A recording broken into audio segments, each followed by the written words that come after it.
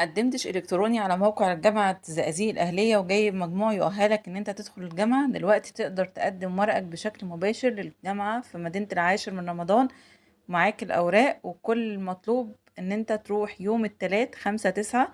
ده بالنسبة للقطاع الطبي اللي هي طب بشري، طب أسنان، صيدلة، تمريض. والأربع 6/9 يبقى القطاع الهندسي والعلوم الإنسانية، ميكاترونيك، تشييد، ذكاء اصطناعي، معلوماتية طبية، نظم معلومات، الطيران، محاسبة، إدارة أعمال وتسويق. ده هيبقى وفقا للحد الأدنى: طب 88.5، أسنان 86.5، صيدلة 83.5، ذكاء اصطناعي 75%، معلوماتية طبية 60%، طيران 60%، تمريض 65%، ميكاترونيك 68%، تشييد 68%، تجارة 53%. كمان الجامعة أعلنت عن فتح باب التقدم للمرحلة التانية للالتحاق بكليات الجامعة وفقا للأعداد المحدودة من المقاعد الكليات عشان تستكمل الساعة القصوى